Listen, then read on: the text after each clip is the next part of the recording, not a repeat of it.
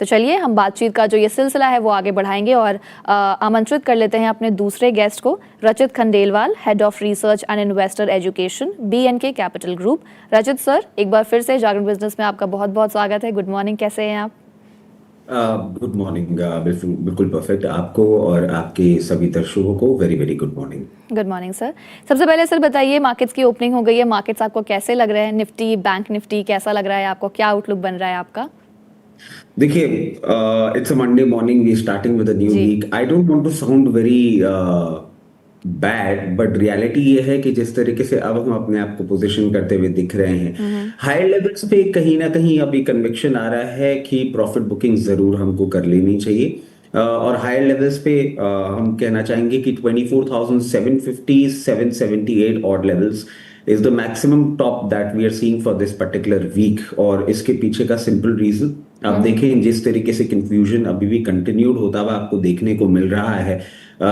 US, Iran और अब Oman, इनके बीच में जो कॉन्वर्सेशंस चल रही है, क्लैरिटी कहीं से भी नहीं आ रही है। क्रूड सेटल डाउन होने की कहीं भी कगार पे नहीं आता हुआ दिख रहा है। उसके साथ साथ जो हमारा पिछले कुछ हफ्तों से एक फ्यूल रहा था, रिजल्ट सीजन भी आप देखें बिल्कुल एंड पे आ गया। If I am correct with the data point that I have, Nifty में इस वीक में आपको सिर्फ 3 कंपनी के रिजल्ट्स आते हुए दिखेंगे जो अपने तरीके से ड्राइविंग फोर्स देते हुए रहेंगे।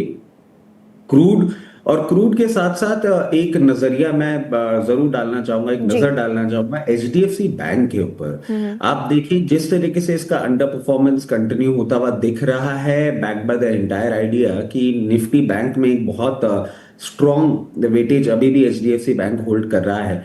टेक्निकल्स ये दिखा रहे हैं कि फर्दर डाउनसाइड मूव आपको देखने को मिल सकता है। Any closing below 724 levels can create a serious problem in HDFC bank.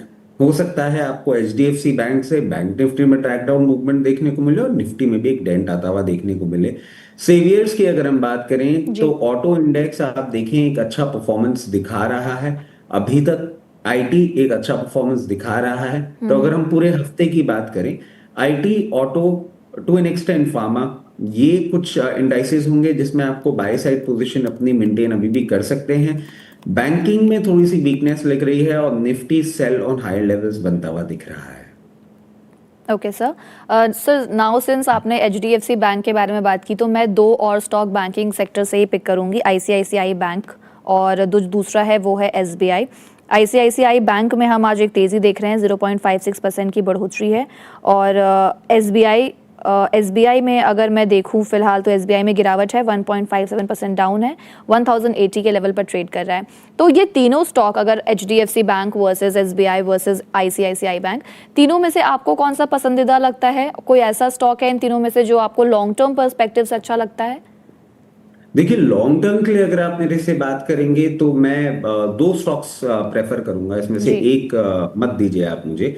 और ICICI बैंक, पहले हम इसकी बात कर लेते जी। हैं। जिस तरीके से इसने अपने आप को पोजीशन कर रखा है, हायर लेवल से करेक्शन जरूर देखने को मिल रहा है। मेरा clear case buying interest generate होगा जब ये 1390 और 1350 इस रेंज में आएगा। स्टैगर्ड मैनर में एक हम पोजीशन बनाएंगे और वापस अपमूव का इंतजार करेंगे। जैसे ही इस बार ये 1460 के सप्लाई पॉइंट को क्रॉस आपको करता हुआ दिखेगा, फर्दर अपमूव आता हुआ दिखेगा।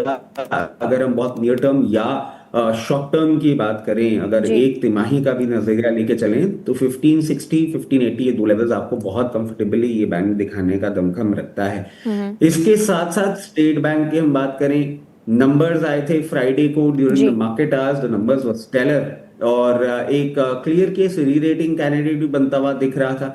फ्राइडे के सेशन में एक अच्छा परफॉर्मेंस था, बट आज back by the entire idea that we are formulating with, कहीं ना कहीं हल्का सा टिंच ऑफ वीकनेस देखने को मिल रही है। जिस तरीके से ये पोजीशन है, कहीं भी आपको लोअर लेवल पे मिले विद रेंज ऑफ 1004 टू 1034, हम बाइंग इंटरेस्ट बिल्कुल इसमें भी अपना रजिस्टर करते हुए दिखेंगे। और अगर आप इसको मीडियम टर्म के लिए होल्ड करते हैं तो हो सकता है आपको 1250 से 1300 के लेवल्स भी दिखाने का दमखम रखे। Okay sir. सर, अब हम क्वेश्चन आंसर्स भी ले लेंगे। जो सवाल है वो आया है, राजीव की तरफ से। राजीव आपसे पूछना चाहते हैं ऑटो इंडेक्स के बारे में, और उन्होंने 3 स्टॉक्स को पिक किया है। आइशर मोटर्स लिया है, टीवीएस मोटर्स लिया है और लिया है बजाज ऑटो। इन तीनों ही स्टॉक पर आपका शॉर्ट से मिड टर्म के लिए पर्सपेक्टिव जानना चाहते हैं। देखिए, पहले तो राजीव जी को मैं एक चीज कहना चाहूंगा। राजीव जी, ऑटो इंडाइसेस में स्टीम आप देखें अभी भी बरकरार है, और जिस तरीके से ऑटो इंडेक्स ने अपने आप को पोजीशन करके रखा हुआ है, बिकॉज वी जी। Are specifically discussing this particular index, ये एक ब्रेकआउट देने के कगार पे आ गया है, और अब आने वाले दिनों में हो सकता है आपको ये 30,800 से 31,600 के लेवल्स दिखा दे। अब आपने जो 3 स्टॉक्स पिक किए हैं, मैं एक चीज आपको जरूर कहना चाहूंगा, आपने अपने आप को कन्फाइन कर दिया है एक स्पेस के अंदर, और वो स्पेस है टू व्हीलर स्पेस मेजॉरिटी। अगर हम देखें तो आइशर में कमर्शियल व्हीकल भी आ जाता है, बट रिलेटिवली जो हम नंबर्स की बात करते हैं या जो मोमेंटम हमें देखने को मिलता है, वो रॉयल एनफील्ड के सेल्स के कारण ही देखने को मिलता है। अगर टारगेट्स की बात करें, आइशर मोटर्स आपको बहुत कंफर्टेबली आने वाले दिनों में 80 टू 50 तक के लेवल्स दिखा सकता है, अगर हम 1 से 1.5 महीने की बात करें। और रेंज अगर आप बाय कर रखे हैं तो ठीक है, अगर नहीं कर रखे हैं तो किसी भी मार्केट करेक्शन में आपको ये 7620 से 7700 की रेंज में दिखे, वहां पे अपना बाइंग इंटरेस्ट आप इनिशिएट कर सकते हैं, with a very clear thing in head कि 7560 के एक स्टॉप लॉस के साथ आपको इसको मैनेज करके चलना चाहिए। आई एम बुलिश, बट हाँ, थोड़ा सा ही मोमेंटम ऐसा ही करता है। टीवीएस मोटर्स देखिए, अगर आपने बाइंग कर रखी है तो I would be very comfortable. Fresh buying मैं बिल्कुल अवॉइड करने के लिए आपको बोलूंगा। Back by the entire idea कि नंबर्स अच्छे जरूर थे, हमने सेल्स ग्रोथ कहीं ना कहीं देखी, मगर मेरे लिए एक चिंता का पॉइंट ये जरूर बना रहेगा कि ऑपरेटिंग मार्जिन्स अगर हम सिक्वेंशियली देखें तो 1% से कूल ऑफ होते हुए दिखे हैं, और क्वार्टरली बेसिस पे देखें तो स्ट्रीमलाइन मेंटेन होता हुआ देखा है। ऑपरेटिंग मार्जिन्स नहीं उस तरीके से इंप्रूव हो रहे हैं, और पी मल्टीपल भी जो है वो 60 प्लस पे जाता हुआ दिख रहा है। सबसे पहले मैं टीवीएस मोटर्स में अगर आपकी पोजीशन है तो आपको एक स्टॉप लॉस सुझाना चाहूंगा, जो कि निकल के आ रहा है 4300 का। जब तक 4300 लेवल्स के ऊपर मेंटेन करता हुआ आपको दिख रहा है, गोइंग फॉरवर्ड हो सकता है आपको 4560 4600 तक के भी लेवल्स दिखा दे। अकॉर्डिंगली अपनी पोजीशन आप मैनेज करिएगा। Last but not the least, Bajaj auto, और आपके प्लेटफॉर्म के माध्यम से भी हमने लोअर लेवल्स पे इस पे सजेशन दे रखा है। अभी भी आई एम वेरी बुलिश। अगर आपके पास पोजीशन है बनाए रखें, अगर नहीं है किसी भी मार्केट करेक्शन में आपको अगर ये 11,200 से लेकर 11,360 की रेंज में दिखे, अपनी आप पोजीशन बनाएं। सबसे पहला सप्लाई पॉइंट जो हम इसमें देख पा रहे हैं वो है 11,900, और 11,900 के ऊपर सस्टेन मूवमेंट करने के बाद आपको 12,400 तक जाने का ये दमखम रखता है। Okay sir. सर इसी स्पेस से 2 स्टॉक पर मैं बात करना चाहूँगी, TMCV and TMPV, Tata Motors commercial vehicles, Tata motor passenger vehicles. पहले बात करेंगे हम टाटा मोटर्स पैसेंजर व्हीकल्स के बारे में। TMPV के चार्ट्स दिखा दीजिए प्लीज़, देखिए आज स्टॉक का क्या हाल चाल है, किस लेवल पर कारोबार कर रहे हैं। ये चार्ट्स आपके सामने 0.30% अप है, 348 के लेवल पर ट्रेड कर रहा है। सर इस स्टॉक को देखिएगा, इस पर आपका क्या पॉइंट ऑफ व्यू है? अगर मैं दोनों को कंपेयर करूं, TMPV और TMCV को, तो दोनों में से कौन सा स्टॉक आपको पसंद आता है? देखिए, इसमें ना मैं आपको एक चीज कहूंगा, थोड़ा सा कंपैरिजन, मतलब वैल्यूएशन पे हम करें तो बात अलग है। अदरवाइज अगर सेगमेंटेशन के तौर पे अगर हम करें ना, तो थोड़ा सा ही हो जाता है when we say that you compare apple to oranges, because they both are totally different entities all together. अगर आप ये बोलें कि साहब अच्छा कौन सा लगता है, तो देखिए, I have always been a Tata motor fan, not in terms of buying into the cars of Tata motors, but the way they have build up themself, और जिस तरीके से पूरा इनोवेशन लेकर आए। And if I am correct, जो last मेरे पास अपडेट था, आज भी आप देखें ईवी स्पेस में इनका 50% मार्केट शेयर एक बहुत स्ट्रॉन्ग कंटेंडर बनाता है इनको न्यू एज ऑटो इंडस्ट्री में अपने आप को प्रेजेंट रखने के लिए। अब टाटा मोटर पैसेंजर व्हीकल्स की जैसे कि आप बात कर रहे हैं, एक लंबा अंडर परफॉर्मेंस हमें देखने को मिला है जिस तरीके से इसने अपने आप को पोजीशन करके रखा हुआ है। बट आई स्टिल बिलीव जिस तरीके से पोजीशन है 50 डे मूविंग एवरेजेस के ऊपर मेंटेन कर रहा है, कंपनी की तरफ से positive update, sales number positive होते हुए इसको एक अच्छा बाउंस बैक दिखा सकते हैं। 364 लेवल्स होंगे जो कभी भी आपको देखने को मिल सकते हैं, और उसके ऊपर सस्टेन मूवमेंट करता है तो आने वाले 1-1.5 महीने में ये 396 लेवल्स तक भी आपको जाता हुआ दिख सकता है। और मीडियम टर्म अप्रोच के साथ अगर आप अपने आप को पोजीशन कर रहे हैं तो 434 लेवल्स तक ये जाने के लिए दमखम रखता है। Back by the entire idea कि अभी आपने सेल्स नंबर्स भी देखे होंगे तो वो इंस्पायरिंग थे। जी और जी। कहीं ना कहीं Mahindra, Hyundai and Tata Motors, इनके प्रीमियम सेगमेंट सेल्स अभी भी इंटैक्ट है इन कंपैरिजन टू मारुति, जो कि अब लोअर एंड पे सेल्स बहुत ज्यादा एक्टिव रख रहा है। प्रीमियम सेगमेंट प्रेजेंस कहीं ना कहीं जाता हुआ दिख रहा है। टाटा मोटर्स लिमिटेड या कमर्शियल व्हीकल की हम बात करें, इसका परफॉर्मेंस अच्छा मेंटेन होता हुआ दिख रहा है। और आप देखें मूविंग एवरेजेस के भी ऊपर मेंटेन कर रहा है। जिस तरीके से इसने अपने आप को पोजीशन कर रखा है, एक हल्का सा सप्लाई पॉइंट आपको देखने को मिल सकता है 506 510 लेवल्स पे। उसको ही जैसे ही क्रॉस करेगा 560 तक के लेवल्स भी दिखाने का दमखम रखता है। Okay sir. सर, दो सवाल जो आया है वो फ्रेश एंट्री पर ही आया है, तो और 3 स्टॉक्स पिक किए हैं, तो मैं एक ही फ्रेश बाय के कॉलम में ही सारे स्टॉक्स को डाल देती हूँ और फिर लेते हैं सवाल। हिंदुस्तान कॉपर पर पूछा गया है, जेके पेपर और जीई शिपिंग, ये 3 स्टॉक पर एक सवाल है। और दूसरा अगेन फ्रेश एंट्री पर ही है, जिसमें है HPCL और ग्लैंड फार्मा। तो ये 5 स्टॉक्स पर हम बात करेंगे। दोनों पर ही जानना चाहते हैं शॉर्ट से मिड टर्म के लिए कैसा स्टॉक है। तो सबसे पहला जो हम स्टॉक लेते हैं वो हम लेंगे हिंदुस्तान कॉपर का। बिल्कुल। देखिए, पहले हम बात कर लेते हैं हिंदुस्तान कॉपर। हाई लेवल से एक अच्छा करेक्शन किया, उसके बाद आप देखें बहुत टाइम तक, मतलब बहुत टाइम से मैं आपको बोलूँ तो 4 जून से लेकर रिसेंट टाइम तक 50 डे मूविंग एवरेजेस के नीचे इसने अपने आप को मेंटेन किया, बट 200 डे मूविंग एवरेजेस के ऊपर अपने आप को कंटिन्यूसली मेंटेन किया है। स्ट्रेंथ दिख रहा है। अगर आप एंट्री करना चाह रहे हैं, ये भी अट्रैक्टिव पॉइंट है, कोई प्रॉब्लम वाली बात नहीं दिख रही है। इन लेवल्स पे अगर आप एंटर करते हैं तो 470 का एक क्लोजिंग बेस स्टॉप लॉस आपको रखना चाहिए। पहला टारगेट जो हम देख पा रहे हैं दैट इज 606 लेवल्स। 606 के ऊपर सस्टेन मूवमेंट करने के बाद आपको एक अच्छा मूवमेंट देखने को मिल सकता है, जो कि इसको ग्रेजुअली 648 लेवल्स तक लेके जा सकता है। इस पर्टिकुलर ट्रेड को अगर आप लेके जा रहे हैं तो मैं कहूंगा कि इतना 1 से 1.5 महीना या 2 महीने का टाइम होराइजन लेके रखिएगा। It is a good price point that you can enter into this particular stock. उसके साथ साथ अब हम बात कर लेते हैं जीई शिपिंग। और जीई शिपिंग का आप देखें, रिसेंटली नंबर्स आए थे, नंबर्स अच्छे लगे, ऑपरेटिंग प्रॉफिट्स भी एनहांस होते हुए दिखे हैं।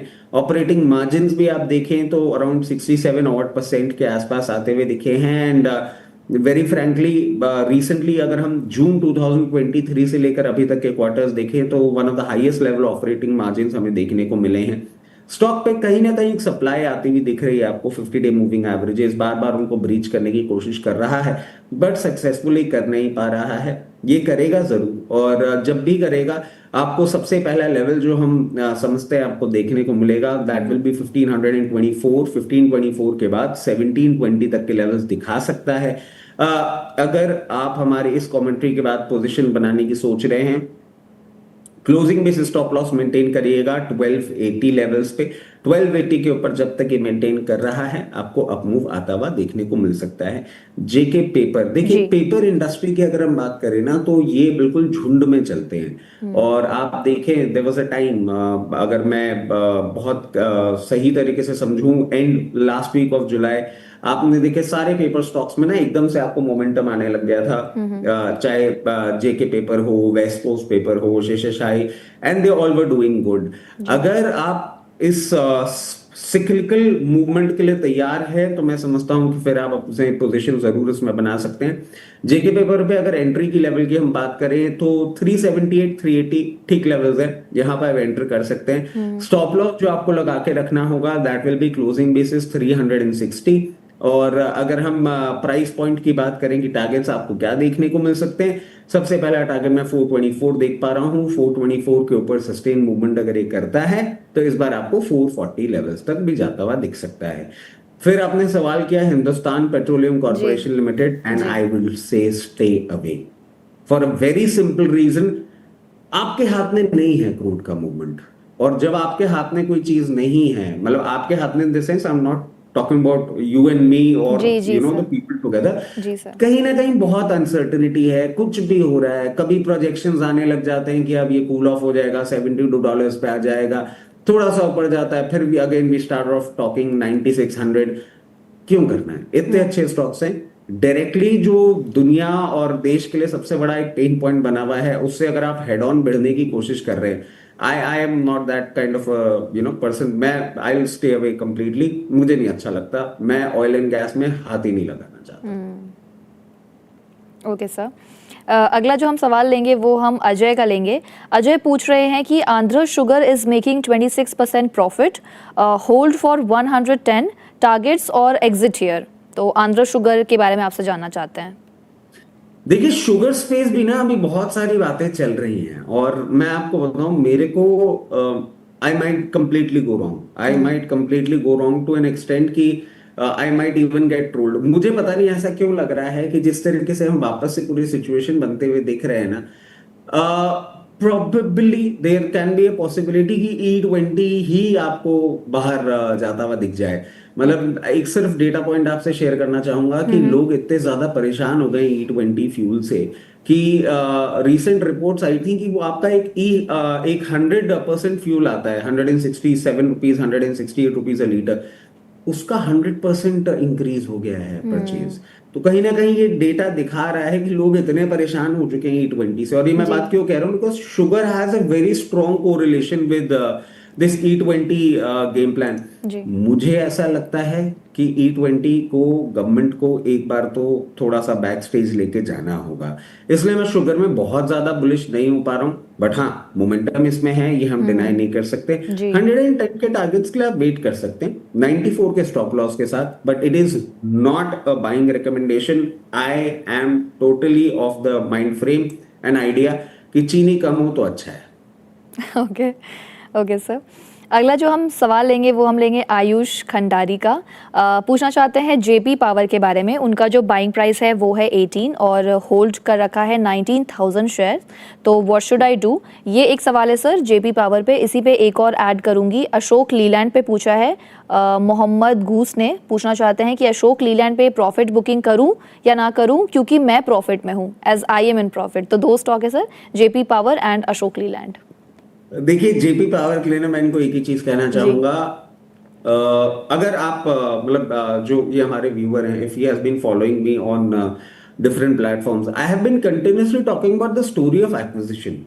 That is the only reason, मतलब मैं पावर पे तो इतना ज्यादा बुलिश नहीं हो पा रहा हूँ after the recent highs, but ये जो टेक ओवर की एक स्टोरी है, ये आउटप्ले करेगी, तभी जेपी पावर में आपको एक मोमेंटम आता हुआ दिखेगा। I really don't know what is your portfolio size, but आपका अगर पोर्टफोलियो साइज बहुत बड़ा नहीं है और जेपी पावर ने अगर आपके पोर्टफोलियो का अबव 7% पोजीशन ले रखी है, पहली रिक्वेस्ट रहेगी प्लीज अपनी क्वांटिटी हल्की करिए। This story will take some time, because Agarwal साहब और अडानी साहब के बीच में जो टसल चल रही है, you really don't know how it will pan out. Sometimes I also have a conviction कि नहीं नहीं यार, अल्टीमेटली तो अडानी साहब के पास ही सब कुछ जाना है और सारी चीजें होती हुई दिखेंगी, but you really don't know, Agarwal साहब भी अपने तरीके से सारी चीजें करते हैं। अब आपको करना क्या चाहिए, अगर जैसा कि मैंने कहा अबव 7% आपकी होल्डिंग है, तो आपको जब ये वापस 20 रुपए 40 पैसे तक आता हुआ दिखे, प्लीज अपनी क्वांटिटी हल्की करिए, because it's a time taking process, it will not just happen overnight. फिर जब सारी चीजें इंप्रूव आपको होती हुई दिखेंगी, तो सबसे पहला एक पॉइंट है 24, और 24 के बाद 28। बीटा मूवमेंट बहुत हाई होगा, but it's always better to stay safe. तो हायर लेवल पे पोजीशन हल्की करिए और 24 से 28 रुपए के लेवल्स का फिर इंतजार करिएगा, कंफर्टेबली आपको आते हुए देखने को मिल सकते हैं। अब अशोक लेलैंड की बात कर लेते हैं। कॉन्ग्रेचुलेशन, आप प्रॉफिट पे हैं, बट सवाल क्या प्रॉफिट बुक कर लेना चाहिए। देखिए, मेरे लिए, मुझे आपकी बाइंग प्राइस नहीं पता है, but I am very bullish on Ashok Leyland. बहुत टाइम के अंडर परफॉर्मेंस के बाद ये स्टॉक ने फाइनली मोमेंटम अपना रजिस्टर किया है।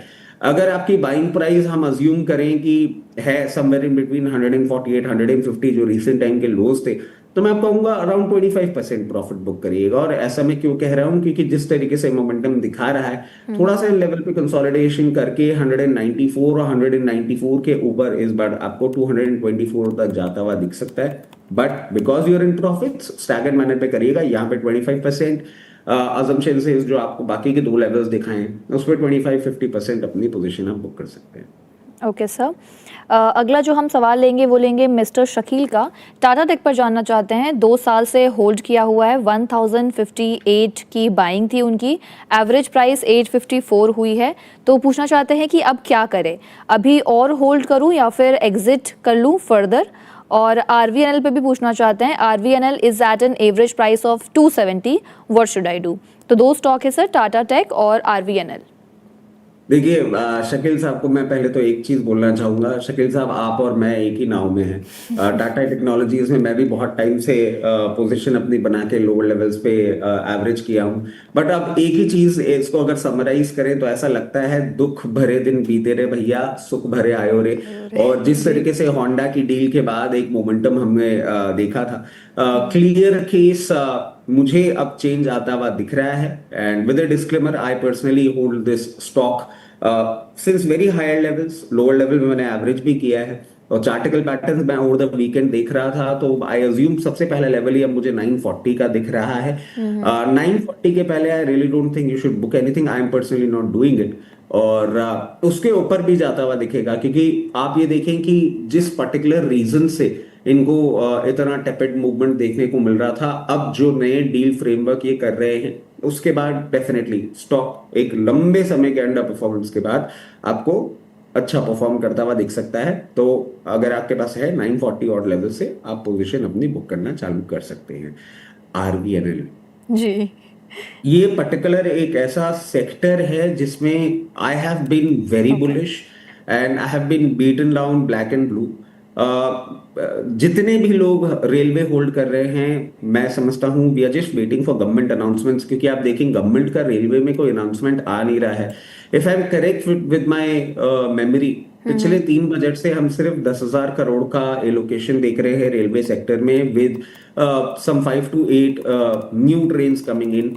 अभी आपने देखा होगा कि डबल वैगन का एक टेस्ट लिया था इंडियन रेलवेज ने एक रूट के ऊपर। जी। हाइड्रोजन भी आ रही है। कहीं ना कहीं थोड़ा सा ये जियो पॉलिटिकल क्राइसिस और जो थोड़ा सा इंटरनल पॉलिटिकल क्राइसिस है, ये खत्म होता हुआ दिखता है। तो हमारा डिफेंस का एलोकेशन अब आई थिंक एक हायर लेवल पे पहुंच गया है। रेलवे का एलोकेशन अब आपको जरूर बढ़ता हुआ दिख सकता है, back by the entire idea कि इस पर्टिकुलर फिएस्को से जिस तरीके से क्रूड से एक डिसअलाइनमेंट करना चाह रही है सरकार in terms of our travel and logistical movement, तब जब वो अनाउंसमेंट्स आएंगे तब आपको आरबीएल में मूवमेंट देखने को मिलेगा। मैं एवरेज करने के लिए भी नहीं बोलूंगा। अगर फ्रेश खरीदारी आप खरीदने की सोच रहे हैं तो इस मानसिकता के साथ सोचिएगा कि it is a real estate kind of an investment. जमीन आपने आज खरीदी है, 6-8 महीने तक भाव नहीं देखने वाला, अगर मानसिकता है तो लगाइएगा। Otherwise you will get panic every day looking at the price.